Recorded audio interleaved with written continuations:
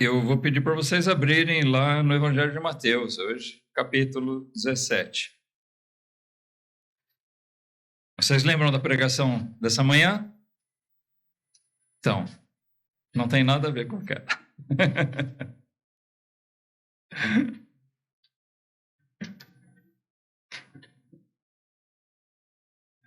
Eu gostaria de levar nós todos a considerarmos, irmãos, sobre uma coisa que muitas vezes nós não damos a devida importância. Como é importante, como é maravilhoso nós estarmos na presença do Senhor.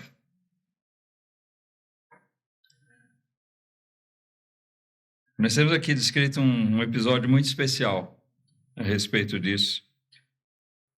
Então, nós vamos fazer a leitura aqui em capítulo 17 de Mateus. Eu vou pedir para vocês ficarem de pé. Vamos fazer hoje diferente, aquela forma tradicional. Vamos fazer a leitura de pé. Vamos orar mais uma vez e, em seguida, vamos meditar aqui a respeito desse texto, tá bom?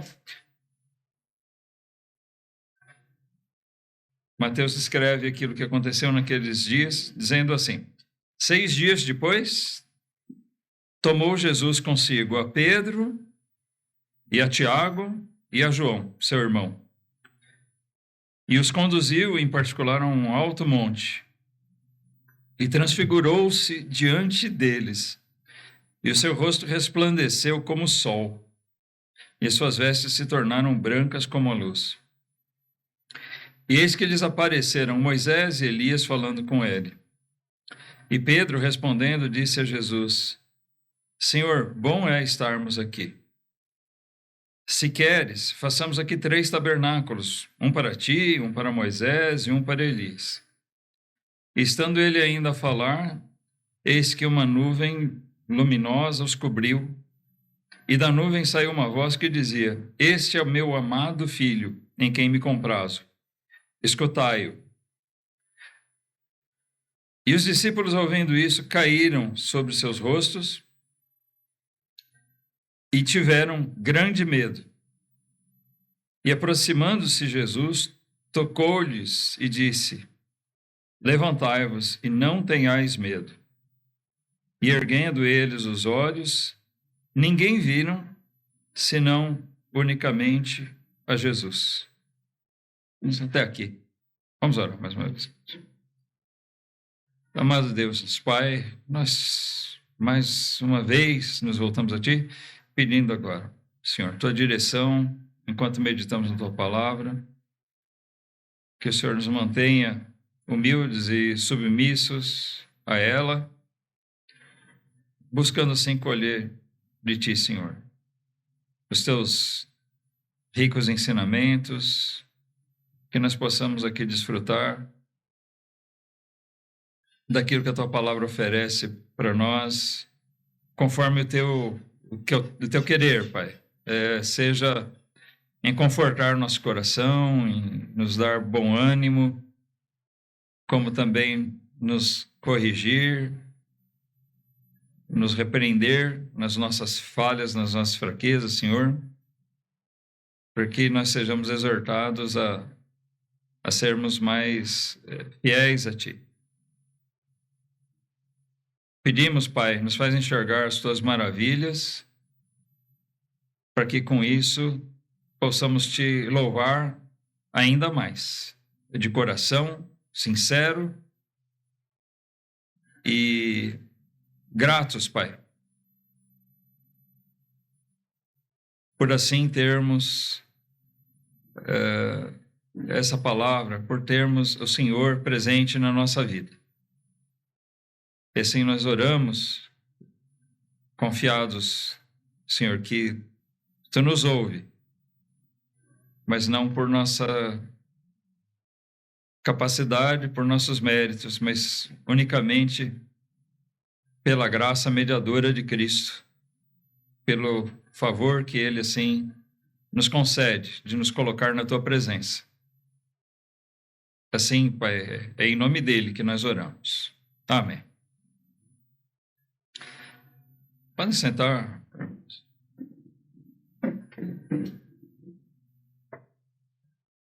Olha, eu sei que, sinceramente, eu lembro da pregação, mas não lembro o irmão.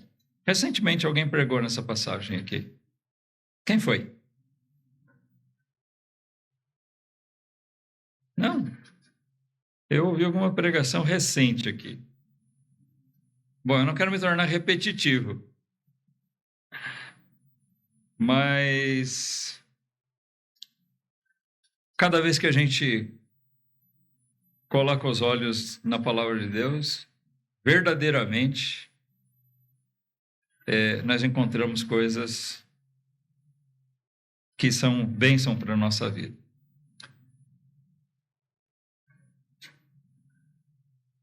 Irmãos, nós temos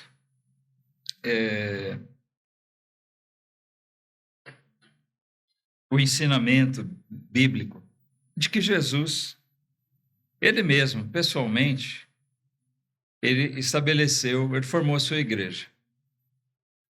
De que maneira ele fez isso? Ele saiu e chamou alguns discípulos.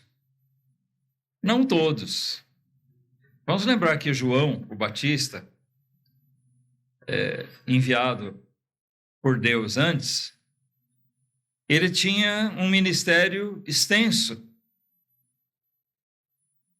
João tinha atingido grandes multidões com a sua pregação, de uma maneira até que ele incomodava as autoridades, algumas das autoridades e religiosos ali de Israel, particularmente ali de Jerusalém. E o que é que João pregava? Bom, João anunciava a chegada do reino, né? Eis que é chegado o reino de Deus. Ele anunciava Cristo. E ele anunciava arrependimento. Então, muitas pessoas creram no que João pregou. E quando Jesus iniciou seu ministério, ele chamou alguns desses convertidos para seguirem. E ele se fez conhecer a eles que ele era o Cristo que João tinha anunciado.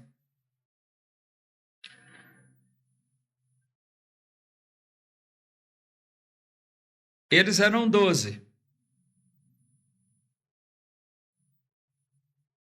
Mas eles não eram iguais. Não é verdade? Nós vemos assim que existem características diferentes de cada um. Resumindo, nós temos pelo menos um dos 12 que, na verdade, era um falso apóstolo. Não é verdade? Ele era um traidor. Jesus sabia disso? Sabia, desde o começo. Mas era necessário que fosse assim. Logo por isso, nós já podemos entender, esse Judas não era um daqueles mais chegados em Jesus. Talvez ele possa ter se achegado com adulação, com algum interesse, porque, na verdade, ele era um falso, um hipócrita. Ele não tinha um coração reto, um coração sincero. Estava com eles. Mas como Paulo, se não me engano, diz mais tarde, né? Tem aqueles que saem de nós porque não eram de nós. Judas saiu de uma maneira trágica. Mas saiu porque não era realmente daquele meio. Tanto que eles viram a necessidade depois de contar alguém no lugar dele. Que foi nomeado quem? Matias, né? Matias foi escolhido, nomeado. E por que Matias? Bom, porque tinha que ser alguém daqueles que, desde a pregação de João, né? E durante aquele tempo de ministério de Jesus, ele esteve entre eles, foi contado entre eles. Então, essa era uma característica daqueles que formaram aquele núcleo, né, da primeira igreja, aquela igreja que foi formada diretamente por Jesus. Matias acompanhou, esteve com eles. Podemos dizer que ele fez parte daquela primeira igreja, mas só foi reconhecido como um apóstolo mais tarde. Existem alguns dos apóstolos que eram apóstolos verdadeiros, não como Judas. Vamos dizer assim, todos os outros eram verdadeiros, eram autênticos, os outros 11. Mas já perceberam que pouca coisa a gente tem de informação a respeito deles?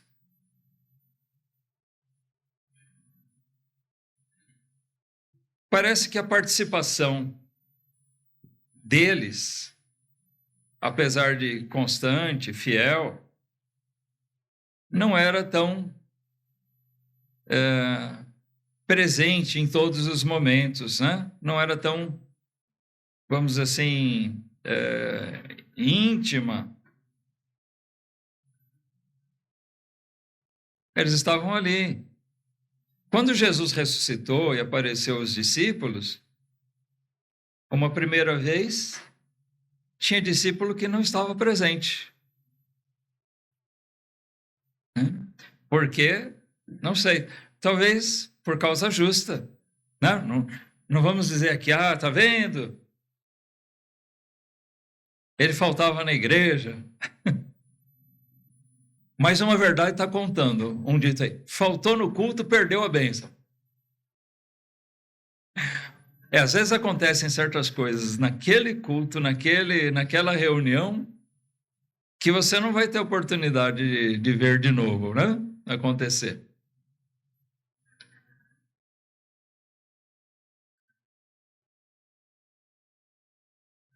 Naquele caso, né? Os outros viram Jesus, se mostrou a eles. Esteve no meio deles e ele não viu, ele nem acreditou. Não pode ser. E quando Jesus veio outra vez, ele ainda duvidoso, né? Tomé, eu só posso acreditar se eu tocar as feridas. Jesus falou, vem.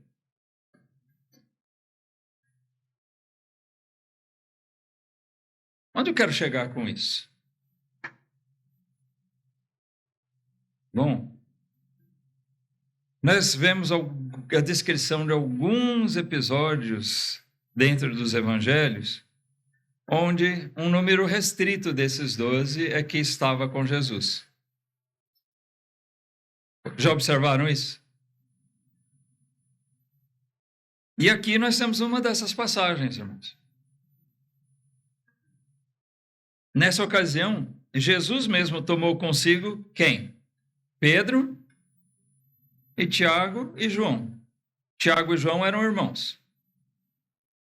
Ele levou esses 3. Ele escolheu levar esses 3. E por que ele escolheu esses 3? É interessante observar que esses 3 nomes estão frequentemente envolvidos e são citados naquilo que acontece, especialmente Pedro e João. Mais do que o próprio autor aqui, Mateus, ou Levi, né, que escreveu esse evangelho. E Jesus levou esses homens, para aquele monte, né? Ele os conduziu, em particular, a um alto monte. Aqui não descreve qual era esse monte, essa montanha. Mas nós podemos perceber que ele já sabia o que iria acontecer, o que ele iria fazer. E ele, propositalmente, levou esses homens a estar com eles ali. Ou, a princípio, com ele. Eu digo com eles porque nós lemos aqui, depois apareceram outros dois junto deles.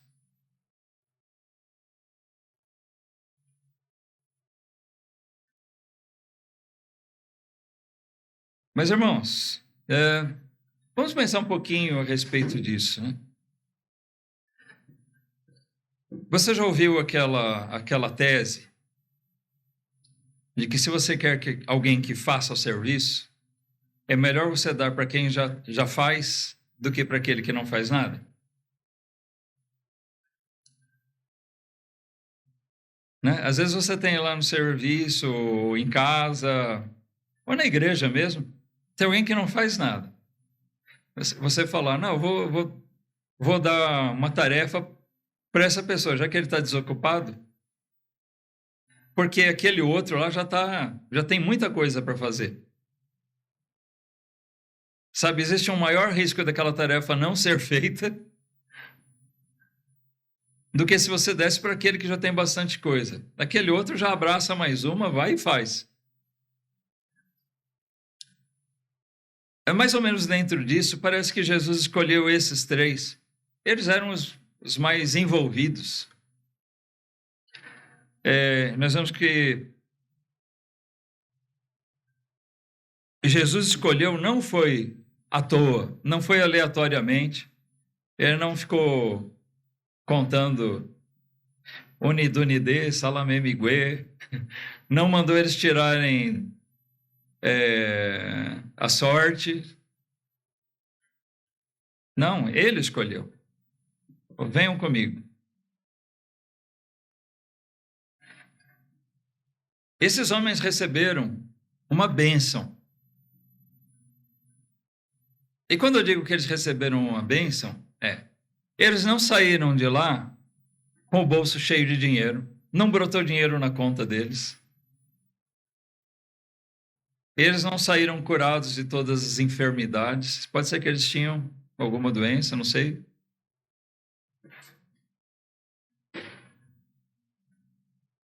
Não, porque a gente não está falando de bênçãos materiais. Eles tiveram a grande bênção de ver uma manifestação mais clara de Jesus. Jesus se mostrou a ele mais próximo do que ele realmente é. Eles puderam ver Jesus transfigurado diante deles. A descrição, né, a forma que, como Mateus, que escreve aqui, não estava lá, mas ele deve ter ouvido isso de Pedro, Tiago, João, a descrição, o que foi que aconteceu, como foi que aconteceu isso. A forma que eles se expressam é de que o rosto de Jesus resplandeceu, brilhava como o sol. É meio difícil de imaginar isso.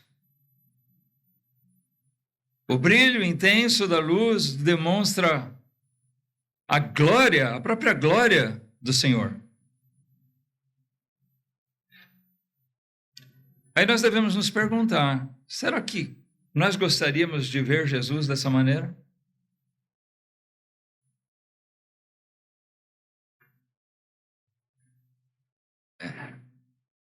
Se nós fôssemos parte daqueles apóstolos, será que nós teríamos sido chamados para subir ao monte com ele? Estão entendendo onde eu quero chegar?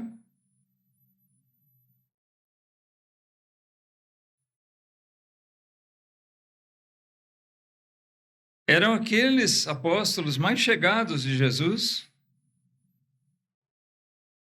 que buscavam estar mais junto dele, e eles ganharam uma bênção. Vocês querem estar mais junto de mim? Então vocês vão poder ver algo que os outros não vão poder. Vocês vão poder conhecer mais da minha glória.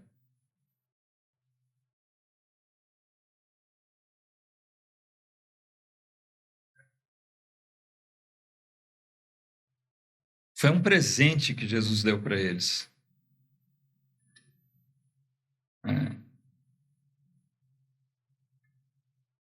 Será que nós seríamos dignos de receber tal presente? Irmãos, quanto é que nós realmente buscamos a presença do Senhor? Tá? É aqui o ponto chave, o ponto crucial da nossa reflexão dessa noite. Quanto é que nós desejamos realmente estar na presença do Senhor e conhecer mais da sua glória?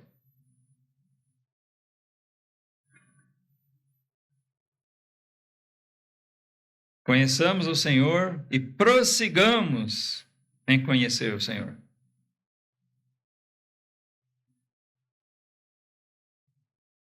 Será que você deseja realmente isso?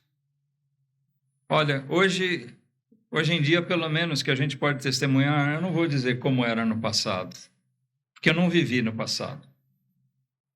Os homens não mudam muito, não. O pecado, né, é o mesmo. Talvez hoje, como a Bíblia diz, a iniquidade se multiplica, as coisas, de um modo geral, assim, vão se avolumando, mas o homem sempre foi pecador.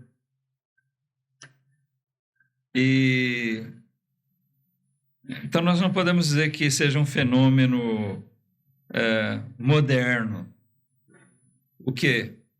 Uma busca equivocada de Deus.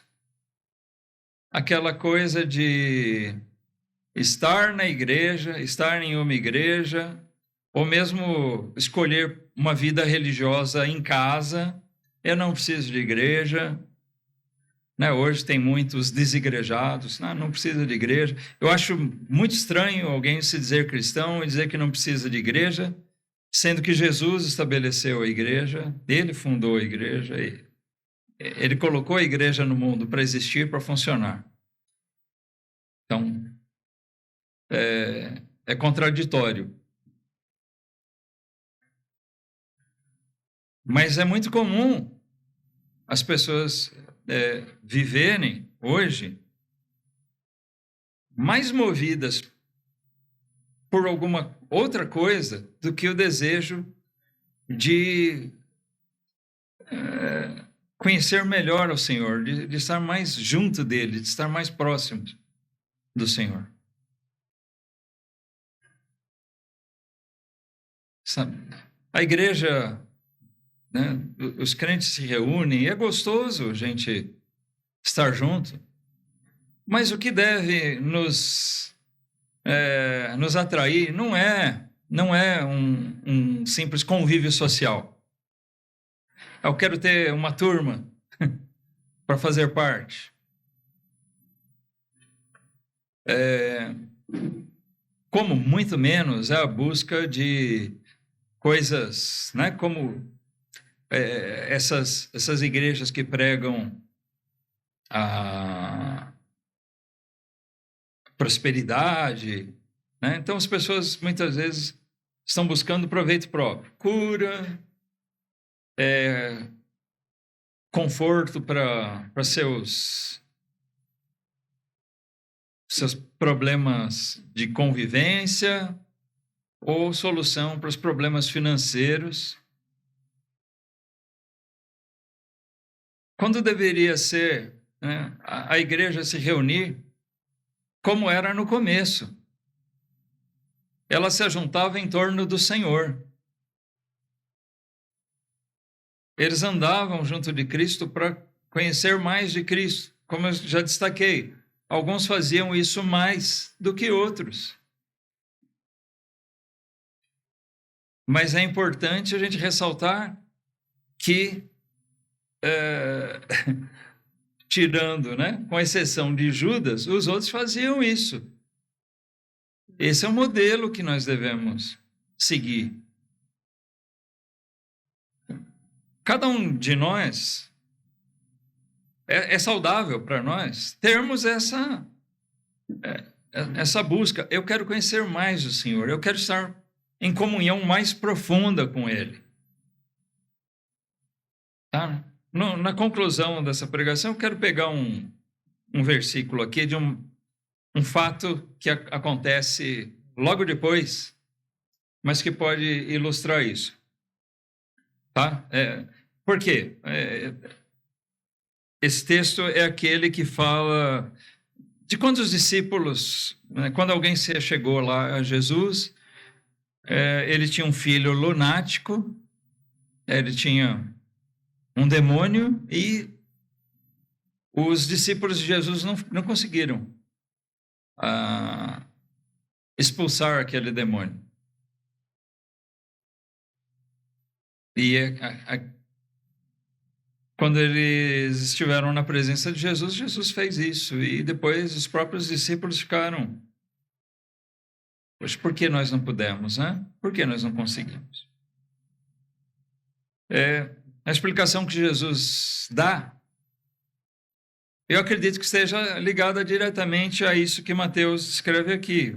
O que eu estou falando segue aqui no próprio capítulo 17 de Mateus. Tem uma coisa dos evangelhos, para quem não sabe, é o seguinte: nós temos 3 evangelhos sinóticos. Tá? Eles partem do mesmo ponto de vista, é isso que quer dizer sinótico. Quais são eles? Mateus, Marcos e Lucas. João é um evangelho diferenciado. Ele apresenta de uma forma diferente. Ele conta sobre o mesmo Jesus, mas a narrativa dele é bem, bem diferente, por uma outra ótica. João, um desses aqui, que estava lá no monte. Interessante. O que é que diferencia o evangelho escrito por João? Só abrindo um parêntese rápido aqui, né? O que é que diferencia o evangelho de João dos outros? Nenhum deles apresenta tanto o lado divino de Jesus. Tá?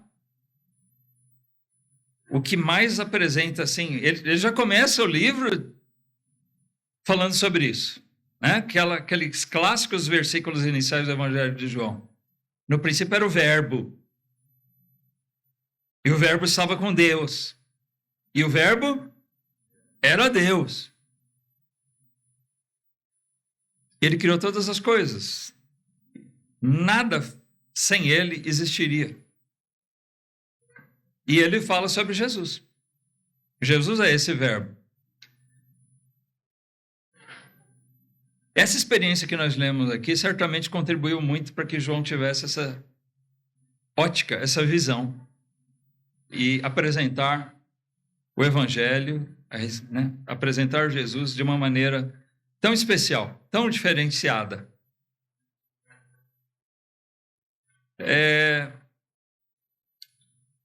Mas os evangelhos sinóticos, vou voltar a eles, se você observar, eles contam as mesmas coisas, basicamente. Marcos é um pouco mais resumido, geralmente, tem algumas coisas que ele detalha, poucas coisas ele detalha mais do que os outros, mas geralmente ele é mais resumido, tanto que o livro é mais curtinho, tá? Mas eles contam os mesmos fatos. Mas quando você lê os 3 evangelhos sinóticos, Mateus, Marcos e Lucas, você vai ver que, invariavelmente, eles não contam na mesma sequência.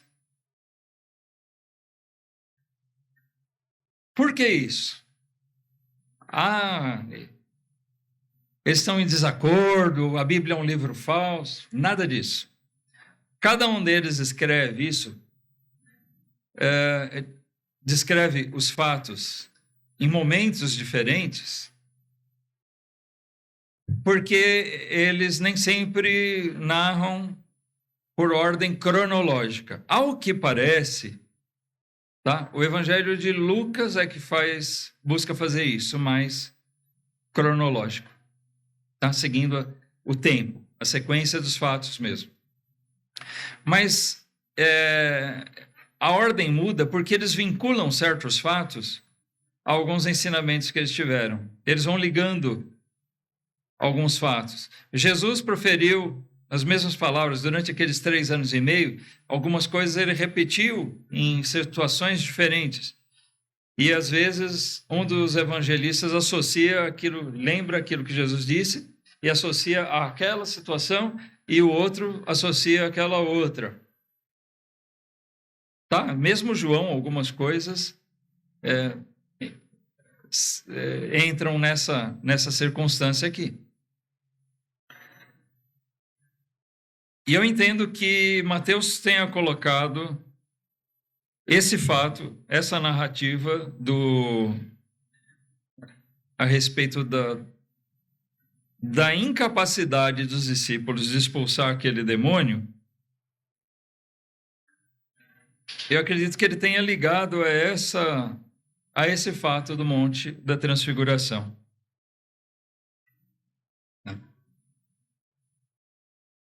Então, antes da gente ver o que acontece aqui, nessa outra parte, vamos avançar um pouquinho mais no que aconteceu. Então, vamos retomar uma coisa.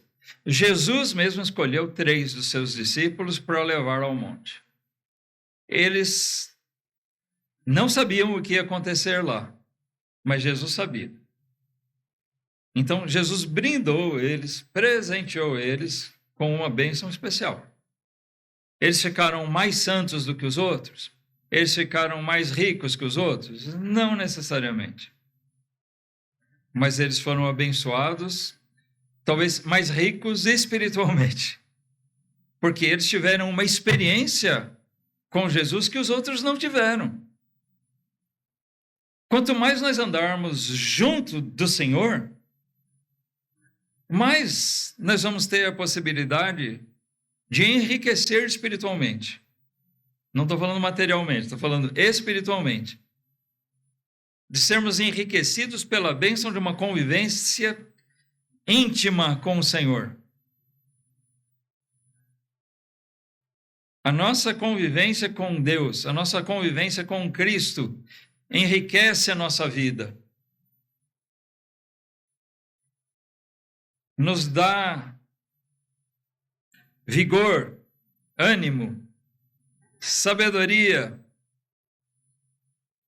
segurança, paz.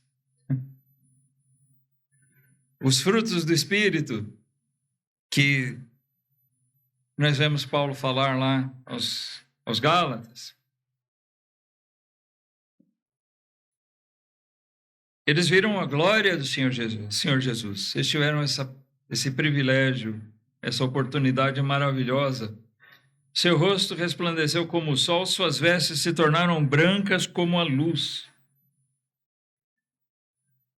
E ainda ali apareceram a eles Moisés e Elias, 2 grandes servos de Deus do passado, que apareceram ali. Elias foi um homem que foi tomado por Deus, foi levado. Moisés foi um homem que Deus teve o cuidado.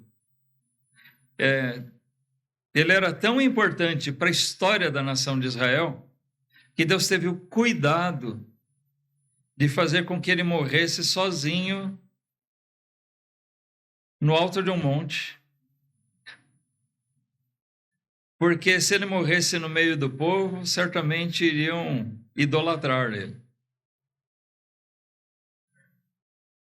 E mesmo sem o corpo dele presente, sem a múmia de Moisés, sem uma imagem dele, de certa forma, os judeus idolatraram e idolatram ainda Moisés, porque a lei é colocada acima de Cristo muitas vezes.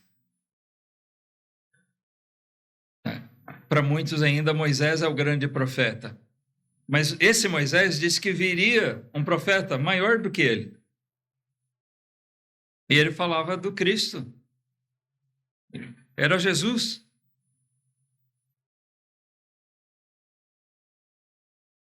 Mas ele veio para o que era seu, e os seus não o receberam. Alguns sim, mas não a nação.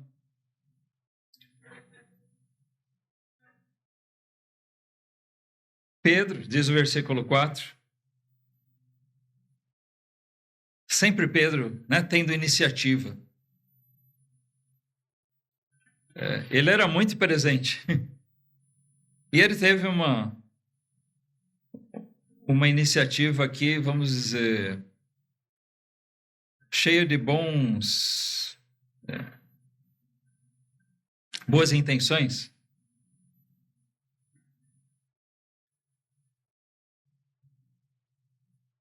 Vamos imaginar, se você fosse um desses abençoados aqui, com esse privilégio.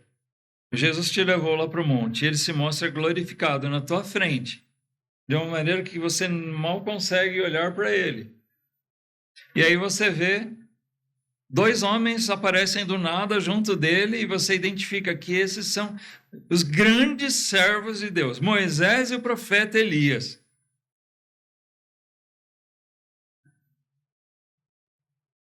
O que eu faço? Já pensou nisso? O que você faria? Eles devem ter ficado meio perdidos. O que nós fazemos? Pedro teve essa iniciativa. Se nós fizermos 3 cabanas, 3 tendas, uma para cada um. Isso denota uma coisa, irmãos. Se ele fizesse uma tenda, o que dá a entender isso? Já parou para pensar sobre esse aspecto?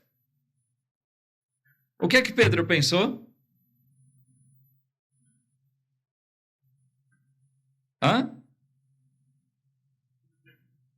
Bom, nós vamos ficar mais tempo aqui, né?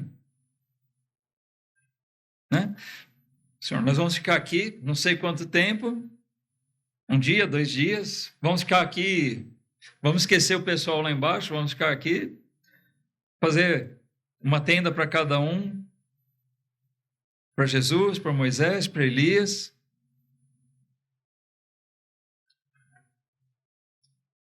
Se ele falou em fazer as tendas, é porque ele imaginou que eles passariam ali mais tempo. Mas o que nós lemos? Estando ele ainda a falar, versículo 5. Estando ele ainda a falar, eis que uma nuvem luminosa os cobriu. Eles não viram mais nada. Uma nuvem luminosa veio sobre eles. Do meio da nuvem saiu uma voz, e aqui nós temos um ponto importantíssimo, que glorifica ainda mais esse momento. Da nuvem saiu uma voz que dizia: este é o meu filho amado, em quem me comprazo. O próprio Pai. Uma voz que vem dos céus,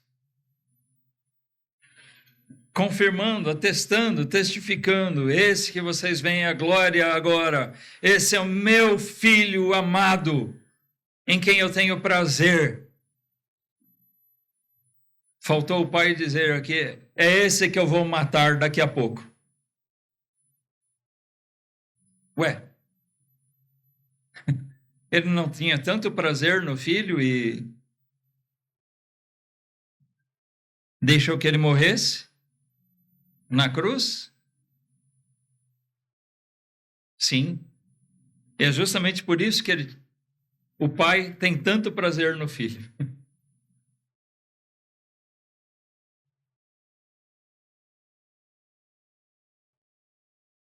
Porque ele estava pronto a morrer pelos pecadores como eu e você.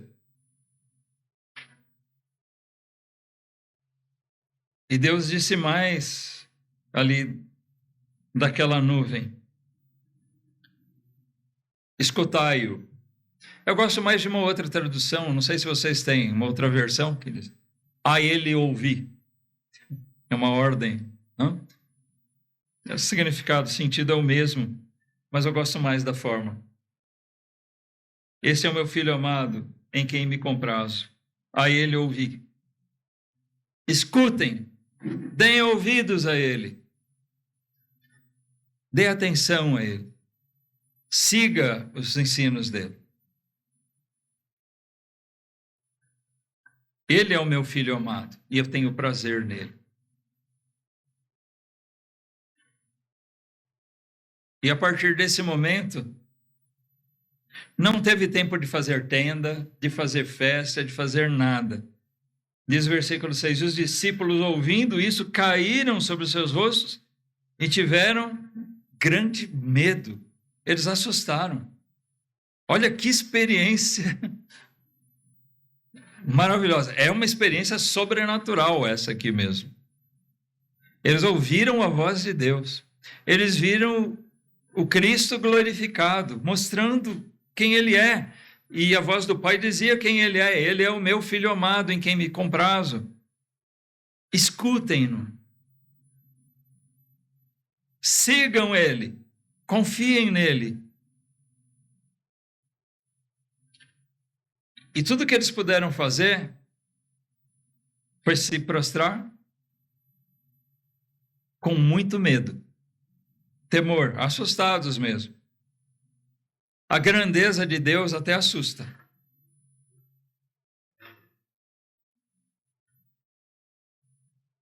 Mas será que esse susto aqui foi um medo de que Deus ia fazer alguma coisa de mal para eles? Tá? Não dá para a gente pensar nisso. Hein? Mas o medo era simplesmente pela grandeza daquilo que estava acontecendo. Eles temeram porque eles sabiam que estavam na presença do Deus vivo.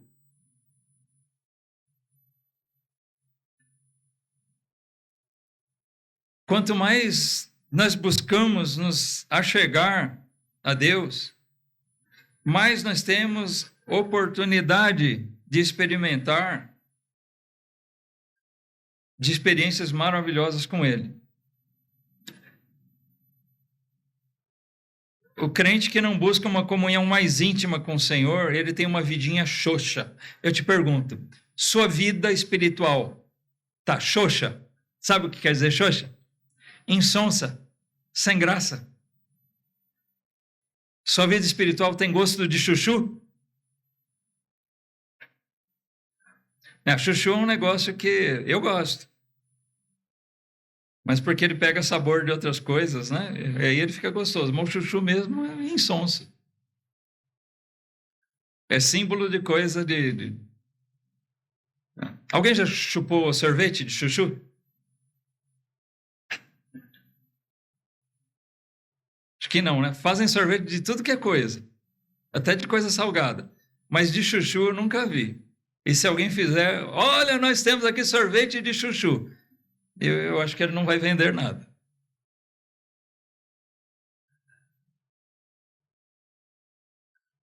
Mas muitas vezes nós estamos fazendo da nossa vida espiritual alguma coisa insonsa.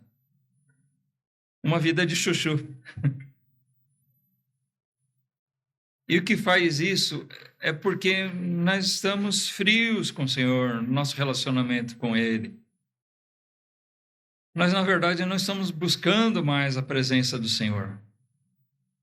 E isso é fundamental para uma vida espiritual rica, abençoada, próspera. Esses homens só desfrutaram dessa experiência única aqui. Só eles experimentaram, porque o Senhor Jesus julgou eles dignos, embora pecadores, mas dignos de receberem isso. Eu não sei vocês, mas se eu fosse um deles, eu gostaria de estar aqui. Hã?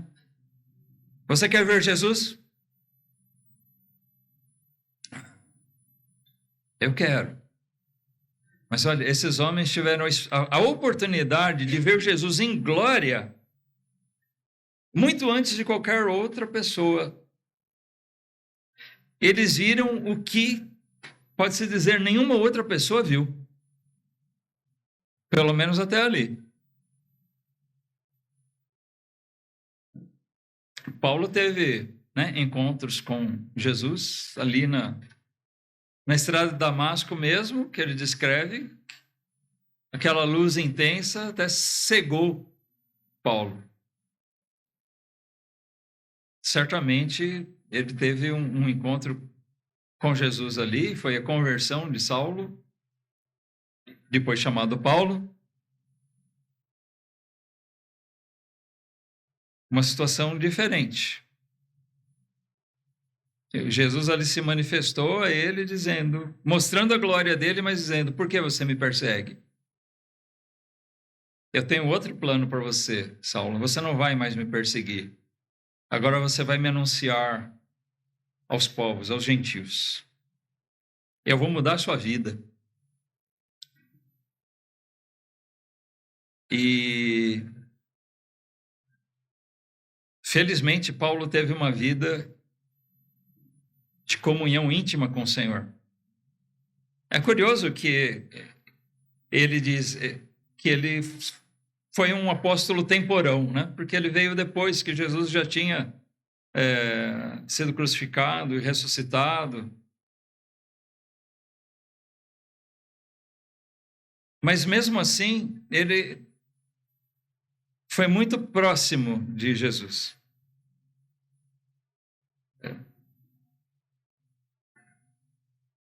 E assim nós vemos a riqueza espiritual de Paulo, tanta riqueza espiritual que Deus concedeu a ele de espalhar, de compartilhar dessa riqueza espiritual, e é o que nós temos como boa parte da Bíblia, do Novo Testamento, é fruto da riqueza espiritual que Deus concedeu a ele.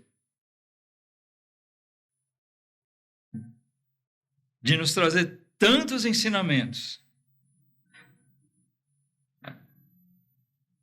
Nós temos os evangelhos escritos por outros autores, Deus usou esses homens também, mas a maior parte do Novo Testamento que nós temos aqui, os ensinos que são a base para a igreja cristã, são aquelas coisas que Deus concedeu a nós através desse Paulo.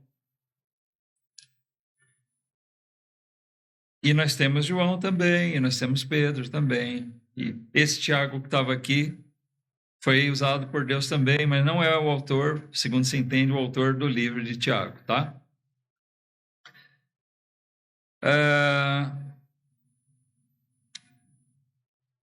Mas o que nós podemos ver aqui é a importância de nós nos achegarmos mais ao Senhor e assim sermos mais abençoados com os frutos da presença dele na nossa vida. E é esse desafio que eu tenho no meu coração de lançar a vocês hoje,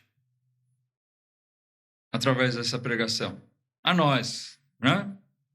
De nós buscarmos com mais intensidade ao Senhor e nós podermos experimentar isso.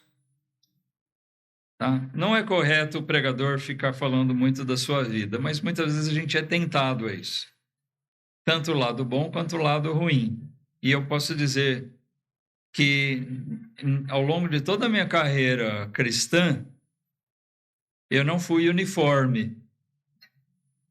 Mas os momentos que eu presenciei as maiores maravilhas do Senhor na minha vida, não tive visões, nada, mas eu vi a ação de Deus assim na minha vida, coisas espetaculares, foram aqueles momentos sempre em que eu busquei estar mais junto dele. E Deus me abençoou, me brindou, né? O Senhor me presenteou com o deleite, né? De poder desfrutar, de ver como ele age tão maravilhosamente. Por outro lado, momentos em que eu me fiz negligente, que eu esfriei minha comunhão mais íntima com o Senhor, eu vejo que isso vai ficando apagado. Aquela vida de chuchu que eu falei para vocês, eu já experimentei isso na minha vida também. Tá? Tem esse lado também.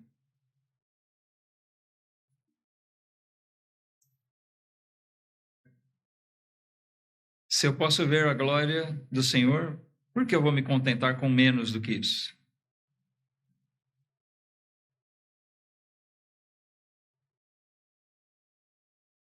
Eles se prostraram com medo Mas diz versículo 7, aproximando-se Jesus, tocou-lhes e disse, levantai-vos e não tenhais medo. Não tenham medo. E erguendo eles os olhos, ninguém viram, senão unicamente a Jesus. E agora Jesus parece que já estava normal, como eles estavam acostumados na convivência diária. Cadê Moisés? Cadê Elias? Foram embora. Pedro estava falando até de fazer uma tenda para eles, pensando que isso ia durar muito tempo. Mas sabe, esses grandes privilégios, eles são instantâneos.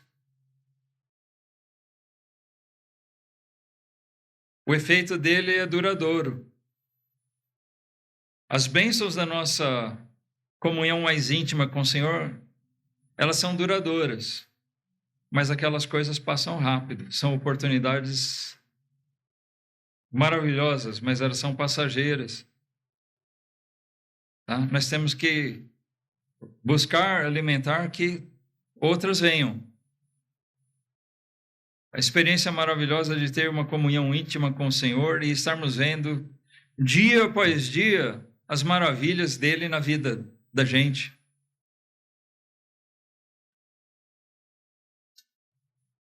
Seguindo aquilo que Deus disse, ouvindo ao Senhor Jesus, confiando nele, andando em confiança nele, no Filho amado. Por que eu disse que essa outra passagem, para concluir, eu vou fazer aqui uma ligação com aquela sequência que Mateus descreve aqui. Como eu já disse, parece que os assuntos são totalmente aleatórios, mas Mateus descreve a sequência de fatos ligando coisas. E ele descreve aquilo numa outra situação, uma outra circunstância. Não sabemos se foi realmente em seguida, cronologicamente falando, ou se ele ligou essas coisas, porque ele descreve aqui eles no monte e depois algumas coisas que Jesus ensinou.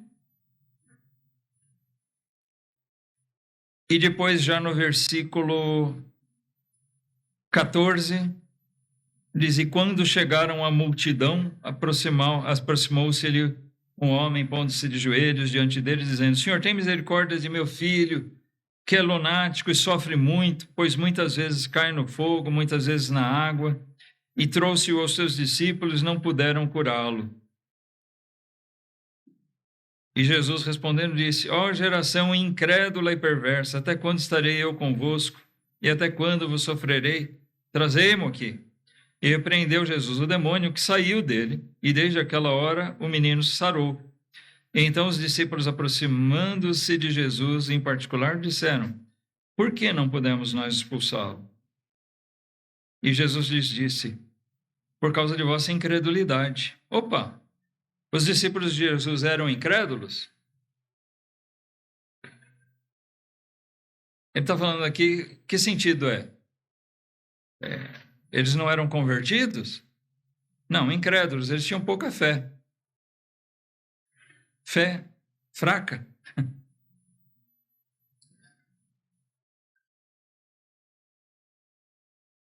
Ele diz na sequência, porque em verdade vos digo que se tiverdes fé como um grão de mostarda, direis a este monte, passa daqui para acolá e há de passar, e nada vos será impossível. Então até aqui parece que ele fala, o problema é a fé. Ok, tá certo, é isso mesmo que ele está dizendo.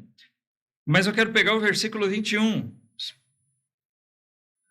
Jesus disse, mas essa casta de demônio não se expulsa, senão, pelo quê? Oração e jejum. O que oração e jejum tem a ver com o que nós estamos falando hoje?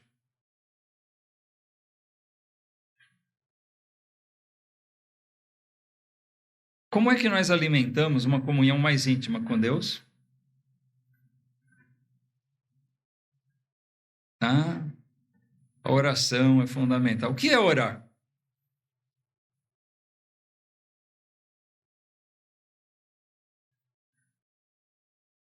Orar é o quê? Literalmente, orar, falar. Mas a oração bíblica é falar com Deus.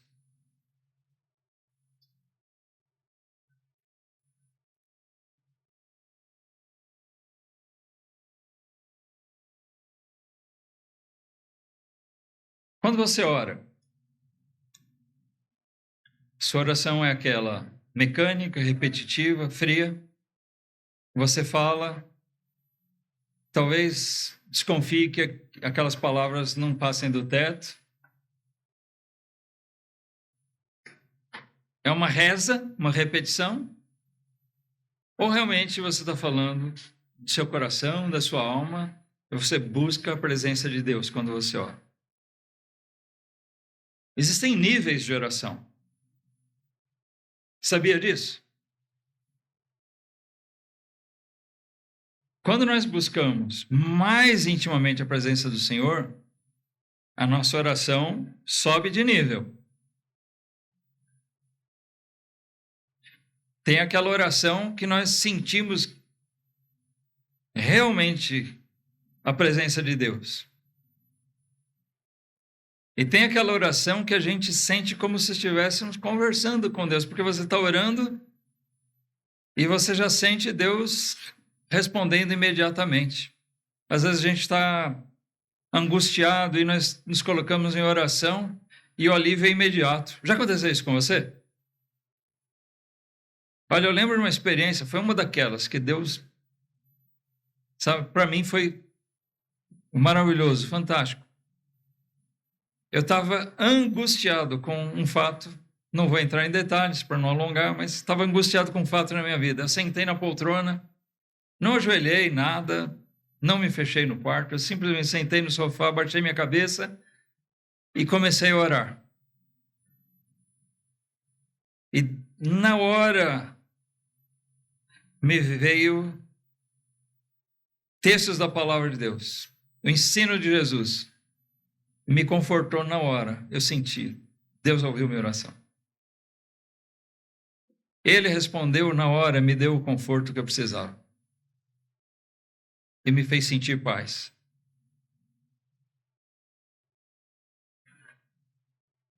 Sabe, a oração, ela pode ter níveis. Quando nós estamos numa comunhão mais profunda com o Senhor, ela vai ficando mais rica. Já não sou só eu falando, mas eu sinto Deus pertinho, ouvindo a minha oração. E talvez até respondendo. Volto a dizer, eu não estou falando aqui que nós vamos ouvir vozes, tá bom? Mas nós vamos ouvir no coração, nós vamos ter a palavra de Deus. Ele fala pela sua própria palavra, como foi, né, pela Bíblia, como foi aquela ocasião comigo. Jesus fala, olha, vocês são fraquinhos na fé, o que falta para vocês é oração e jejum. Se vocês não tiverem isso, vocês não têm o vigor necessário espiritual, a riqueza espiritual, a profundidade espiritual necessária para vencer essa casta de demônios. Isso nós não estamos falando aqui, vamos entender que isso tem relação a outras coisas. As maiores dificuldades, né, elas requerem mais oração, mais comunhão com o Senhor. Lembrando que jejum não é por abstinência de alimento. O que é o jejum? Vamos falar com entendimento. O jejum é quando você realmente se separa, você se priva de alimento, de outras coisas, mas do convívio social, do trabalho, você se separa para passar aqueles momentos exclusivamente com o Senhor, em oração, em leitura, meditação, para cultivar uma comunhão mais íntima com o Senhor. É uma coisa que a gente não pratica. Talvez por isso a gente tenha aquela vida de chuchu.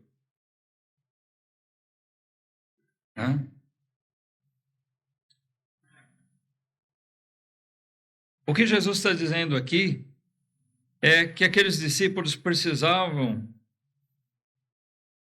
se aplicar mais em oração e jejum. Se vocês tivessem uma comunhão mais profunda com o Pai, mais íntima com Deus, essa casta de demônio não resistiria a vocês. Vocês teriam o vigor necessário. Mas vocês são fraquinhos por causa disso. Então nós temos que pensar, por que nós somos fraquinhos? Se não somos falsos como Judas, por que nós somos talvez duvidosos como Tomé? Por que nós somos fraquinhos a ponto de talvez nós nem sempre estarmos presentes?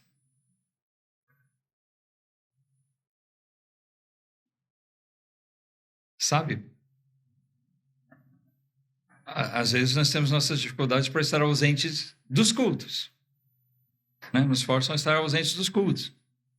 Mas nós precisamos tomar cuidado para que não estejamos ausentes dos cultos, e isso seja um reflexo de estarmos ausentes das orações, ausentes dos estudos da Bíblia, ou seja, ausentes de Deus. Que tipo de preparo eu tenho para enfrentar essa vida aqui, esse mundo cheio de castas de demônio terríveis, se eu não tiver vigor espiritual? Que tipo de preparo nós temos para enfrentar essa vida, para lidar com essa vida diária? Será que é por isso que nós somos fraquinhos? Será que é por isso que nós falhamos tanto?